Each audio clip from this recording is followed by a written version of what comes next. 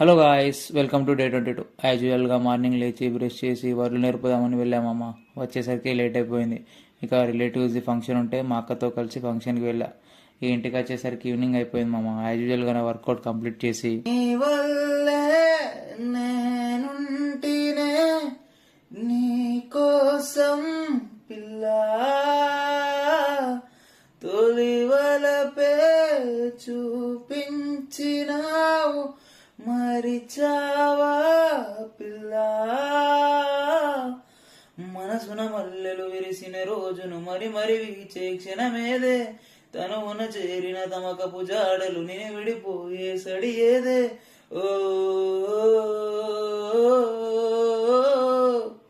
ఓ ఓ ఓ పోనీ పో.